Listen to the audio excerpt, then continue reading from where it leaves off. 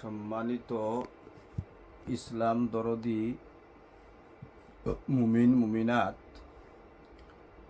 আমার দায়িত্ব হিসাবে যেমন কোরআনও আইছে ওয়ালতাকুম মিনকুম উম্মাতুন ইয়াদউনা ইলাল খায়র, তোমাতার মধ্যে থেকে 1% মানুষ বালাইর রাস্তা দেখানেওয়ালা থাকতো। মানে প্রত্যেক এলাকা থাকিয়া 1% মানুষে মাদ্রাসাত পড়িত, ইসলাম পরিপূর্ণভাবে বুঝত, কোরআন 30 পারার অর্থ জানত, আহাদিস নববিয়া আরবীয়টারে বুঝত, মানুষের এলান করত। ইসলামর দাওয়াত কয়েক রূপে আছে। টেইলারে তার টেইলারি করে, যাই সুরতে করে তারিগো দিনী খাম, দোকানদারে তার দোকানদারি করে, কৃষকে তার কৃষি করে, মাদ্রাসাত মৌলানায় মাদ্রাসাত ফড়ায়, তান এটাও দিনী খাম, মসজিদ মক্তব ফড়াইন, ইমাম সাহেবে ইমামতি করুন, তানিকা 100% দিনী খাম। এটা বরং আর তোলা বালা। একটা ইট ফাঁক থাকতে যে কোনো সুরতে তারে বানাইল যায়, এ বিও লেখা যায়,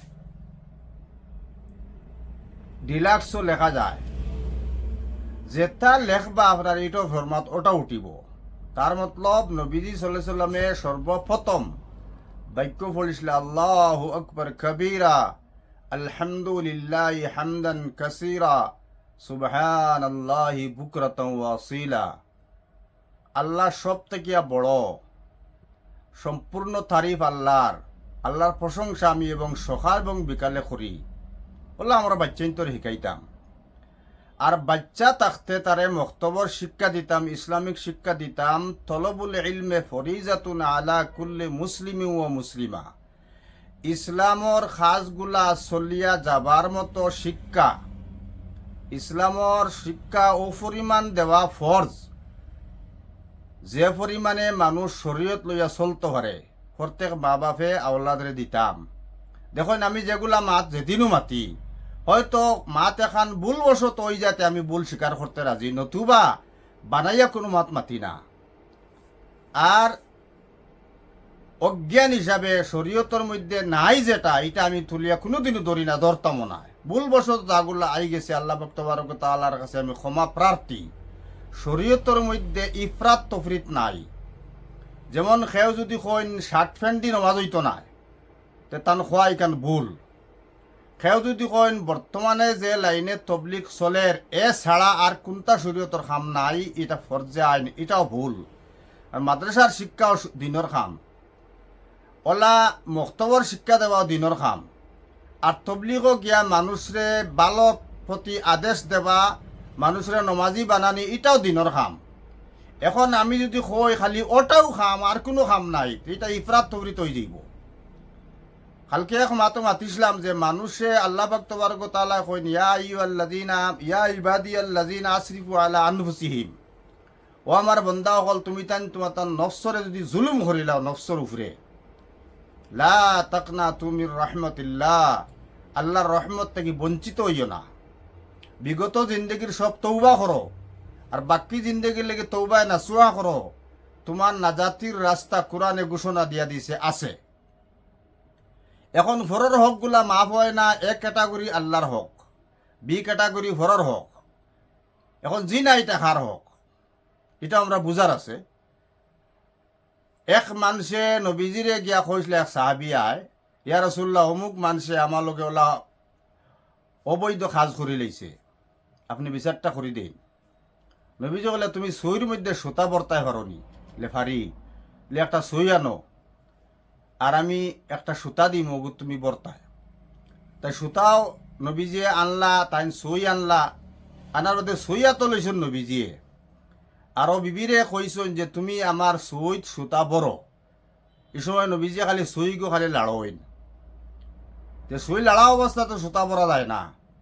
ও নবীজি কইছেন তুমি যদি একদম সোজা থাকতাই না, তেহেতো সুতা বর্ত পারে না, দোষ তোমারও আছে। তেহেতো বোঝা গেল জিনা যদি কেউ খরিলাই, যার লগে খরছি তার লগে মাফ, তার গেছে গিয়া মাফ চাবার প্রয়োজন নাই। পয়সা যদি খেরর মারি দেই, জমিন যদি খেরর ঠেলিলাই, তে ইগু তার কাছে গিয়ে আমি মাপ চাওয়ার দরকার আছে, নতুবা আল্লাহর কাছে মাপ চাইলে আদায় হইতো না। শরীয়তের মধ্যে যেগুলা আছে ওগুলারে ওভাবেও রাখা প্রয়োজন।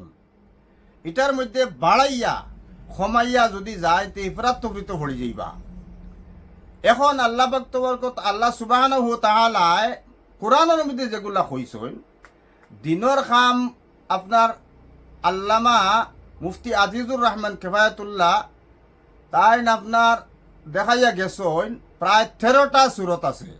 মসজিদ বানানি, মুদরসা বানানি, মসজিদর খেদমত করা, মসজিদর আপনার জাড়ু দিয়া সাফ করা, আজান দেওয়া, সম্পূর্ণ দিনের কাম। আর এক মানুষে পয়সা আছে, তোমার আওলাদ নাই, আর গরিব তালবা এগুর মাদ্রাসা যেগু ফড়ের ওগুর খরচ আপনি বহন করলে আপনারও দিনের কাম হইল। আরও মানুষে যারা ওয়াজ নসিহত করে এটাও দিনের কাম। ওয়াজও গিয়া মানুষরে পয়সার বিনিময়ে যাইতা না, কিন্তু এটা আমার নজরিয়া ভুল। মানুষে ইসলামর দাওয়াত দিত, দাওয়াত দেওয়া লাগি যাইতা, আওয়া যাওয়ার রাস্তার খরচগুলো ডিমান্ড দিয়া। আমি একজন কইয়ার ভুল, যদিও হয়তো গান তো শুনতে তো শিল্পীরে ডিমান্ড দিয়া আনইন, প্রয়োজন নাই।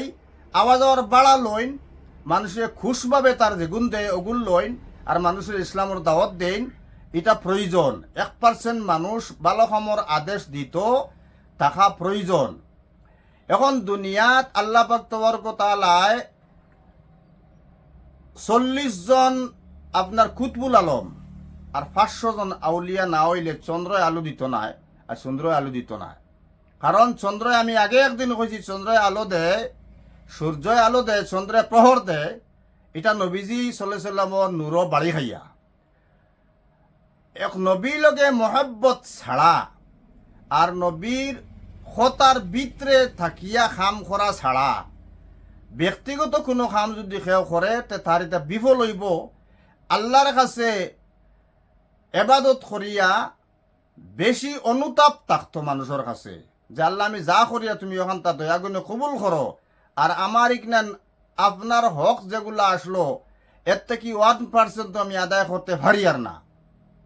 কৃষি কামো যারা আছি, খেত কৃষি যারা আছি, ব্যবসা বাণিজ্য যারা আছি, রুজি কামো যারা আছি, বর্তমান যেগুলা বেঙ্গালুর, বোম্বে, হায়দ্রাবাদ যেগুলা হুয়াইনতে ডিউটি করই, 24 ঘন্টা খানো বুলুটু না লাগাইয়া যদি শেষ রাত্রে যে সময় ডিউটির পোয়াত আল্লাহর জিকিরও মগ্ন থাকলে আমার মনে হয় একে ওলায়তে লইয়াইতা পারলা হনে। কিন্তু লাখো একজন, হাজারো একজন ভাবা যায় না ফাজক নমাজ পড়া। আল্লাহ আমরারে আপনারে রহমত কিলা দিতা, যা দিতরা আল্লাহর এহসান দিয়া দিতরা, আল্লাহর খাম আমরা কোনটাও করতাম পারিয়ার না। আল্লাহর কাছে কইতাম যে আল্লাহ দুনিয়াটা কি আমরা আখেরতর অবস্থা বালা বানাই দেও, আর দুনিয়া চলার মাপে যেগুলা আর্থিক প্রয়োজন আছে, ছেলে সন্তানকে ফালিতাম, পড়াইতাম, নিজে চলতাম।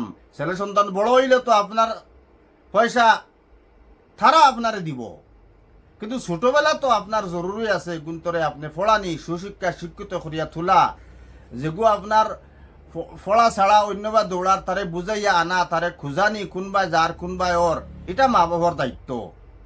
এবং হালাল খাবাইয়া ছেলে সন্তানকে যদি না তুলি তো এটা ভবিষ্যতে নষ্ট হয়ে যাইব। হালাল ভাবে খাবাইয়া তুলিয়া শরীয়তর পাবন বানাইয়া লুঙ্গি দি নমাজ পড়ুক, এক লুঙ্গি ভিন্দৌক, এক লুঙ্গি আপনার গাত দেউক, যতগুলা শরীয়তর গাত ডাকিবার জরুরত আছে, ফরজ আছে, এগুলা ডাকিয়া নমাজ পড়লেও আদা হইব। যেমন মাথাতে একটা টুপি দেউক, চা গুল দেউক, ফাঁসকল্লি দেউক, লম্বা দেউক, এটা লইয়া ইখতলাফ নাই। হ্যাঁ, সুন্নতর মধ্যে আছে যেগুলা, এগুলা যদি মানুষে যেমন কলিয়া পাঞ্জাবি লাগাইল, সুন্নত হইল, এক্সট্রা সওয়াব পাইল, শার্ট প্যান্ট পিন্ধিয়া যে নমাজ হইতো না, এটা খোয়া সম্পূর্ণভাবে ভুল হইব। কারণ তখনও গুলিয়া যদি খেয়ে প্যান্ট দি নমাজ পড়ে, তে আল্লাহ নবী সাল্লাল্লাহু আলাইহি ওয়াসাল্লাম হাদিস মুসলিম শরীফে আইছে, মা আসফালা মিনাল ইজার মিনাল কাবাইন মিনান নার, তখনুর নিচে যদি কাপড় থাকে তে ওগুর নমাজ পড়া হারাম। বরংস তখনু গুড়িয়া এমনে কাপড় ফিন্দাও হারাম। অনেক মানুষে দেখি আমরা মসজিদও গিয়া ও টকনু রূপে কাপড় তুলিতরা, সারাদিন খালি টকনু গুড়িয়া ফিন্দিতরা, এটা পুরুষ লোক লাগি নিষেধ। আর বাদ বাকি গা ডাকিয়া নমাজ পড়া যে কোনো কাপড় দিয়ে পড়ক যাই